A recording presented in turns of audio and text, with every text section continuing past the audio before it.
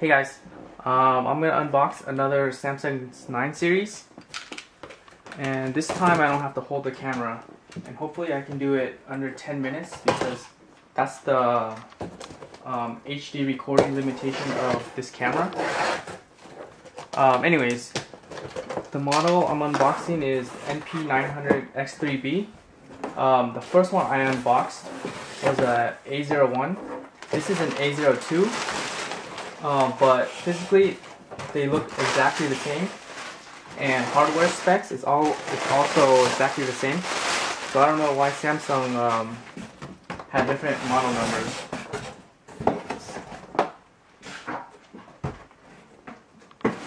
Okay, here's the retail box.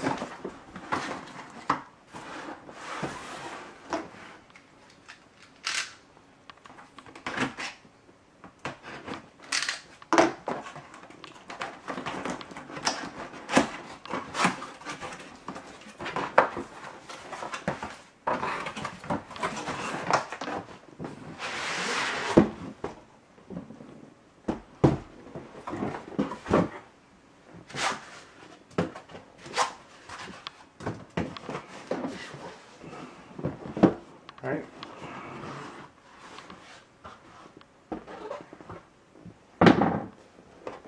Here's the notebook, but I'll get to this in a minute. Let's just get through the accessories first.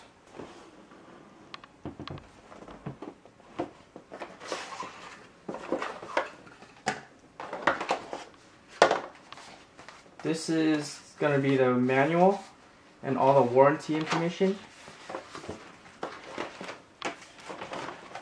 and the recovery CD.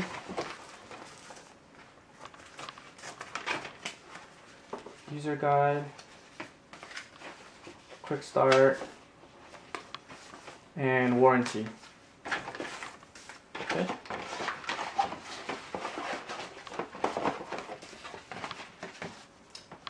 Here is the power adapter. You see it's pretty small, and they put the Windows sticker right on here, so it doesn't, it gives the notebook a more clean look. This dongle is the Ethernet adapter, because they're not going to be able to fit this Ethernet port right here right onto the notebook because it's too thin. So they gave an adapter for it. Okay.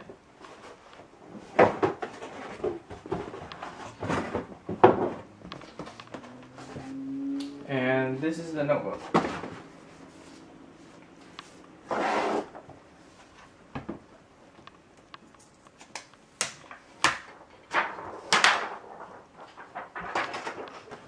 It's made from a single shell aluminum. It's very light, about 2.5 pounds. It's the second lightest notebook in 13-inch.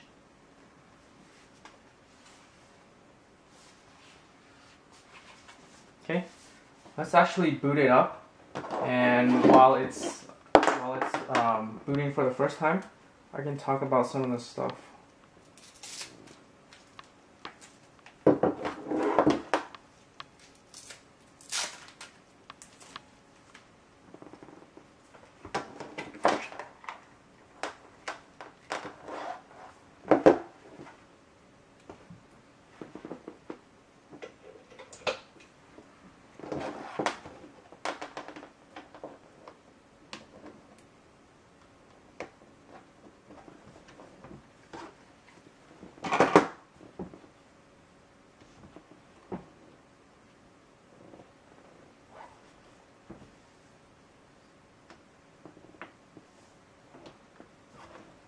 Okay.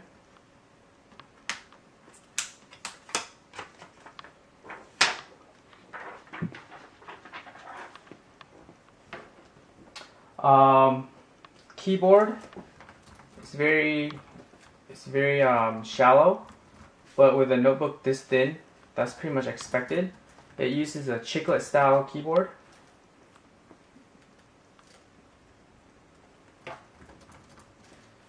So, and it's very sturdy.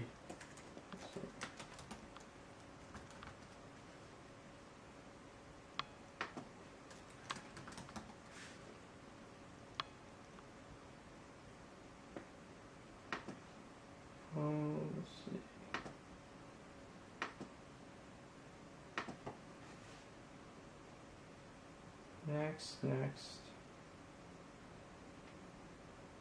Okay, so even the first boot up is pretty fast. It's pretty much almost done.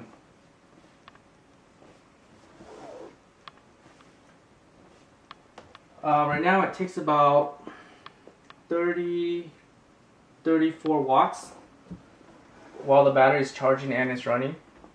Let's see, trackpad feels pretty smooth. It has a minimalistic design. You don't see any buttons, but there are buttons you can push, the left and right. But it also supports multi-finger gesture, so you can do everything without even actually pushing any buttons. The main selling point about this notebook is actually the screen, because it uses PLS technology, which is Samsung's own version of IPS. What that means is it has great viewing angles and great color accuracy. It has a 1600 by 900 resolution, and it goes all the way up to 400 nit brightness. Okay. Yeah, so what it looks like.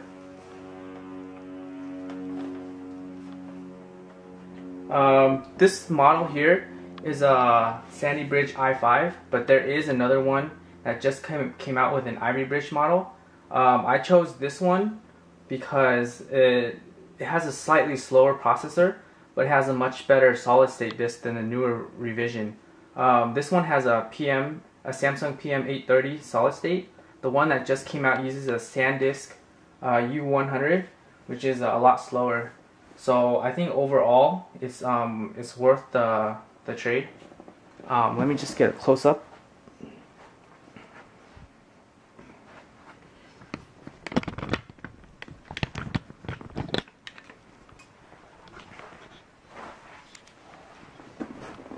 Okay. Here's the keyboard.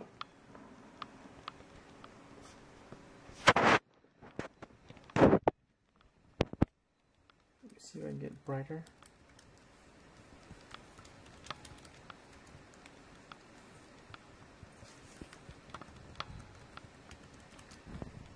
Let's go over the ports real fast. You can see that the power plug is pretty small.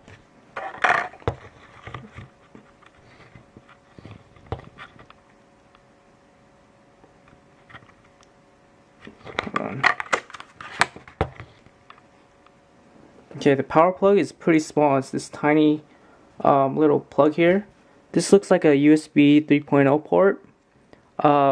This is the micro HDMI, and I think this is the Ethernet port. But you can see how tiny it is. It's not going to fit a normal Ethernet, and this is why they gave a little adapter to plug it in. Yeah, so it goes like that. So if you want to plug it in to an Ethernet port, because there's no wireless nearby, then I guess you're forced to use this little adapter thing.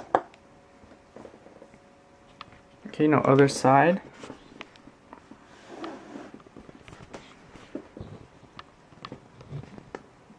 This one here looks like a USB 2.0 since it's not blue. This looks like a headphone / microphone combo jack.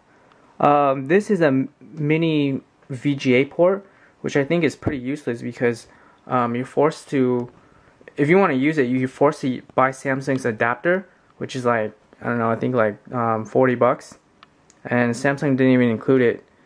So I think this port is pretty old and it's useless. The only reason why I can see you use this is for old projectors. And lastly, this looks like the microphone. This little pinhole looks like the microphone port. Okay, so there it is.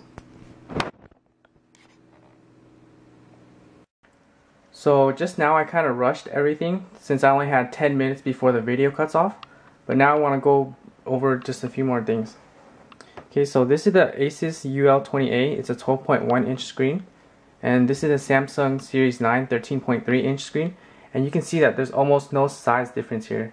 So what Samsung managed to do was fit a 13-inch screen in a 12-inch form factor body. Another thing I wanted to mention was that I don't think they can possibly make this notebook any thinner, because you can see that this is a USB flash drive right here, and if they made it any thinner, you wouldn't even be able to plug it in. See?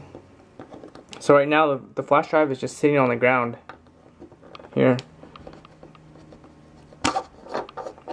and you can see that it can barely go in. So with other ports like the HDMI, the VGA, or the Ethernet plugs, they're just simply too big to fit in this notebook, and that's why you need like a smaller version of the adapters to make them fit. Okay. This one I can just open up with one hand. This one I'm going to need two hands to open it.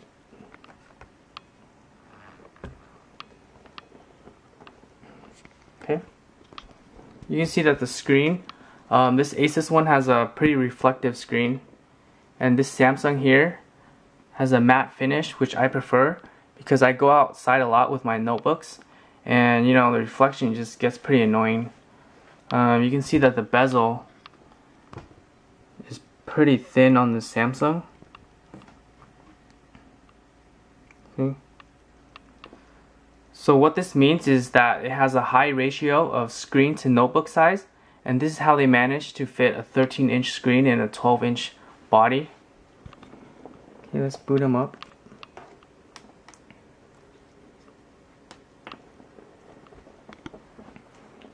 This one I put an Intel 40GB solid state inside. This Samsung has the PM830 128GB solid state. I boot this one up first, by the way, and you can see that the Samsung still finished loading sooner. This is only the second time I booted this notebook. The first time was just a few minutes ago, so there's no tweaks at all. It's booting fresh from whatever bloatware that's already on it, and I plan to wipe all this bloatware crap out for my friend to make it even faster. Now, screen brightness, I think right now it's on medium. I'm not sure if my camera is going to be able to pick it up, but this is the lowest brightness right here. Now it's on max. Yeah, it's hard to see because whatever brightness I set it at, the camera is just going to adjust the exposure.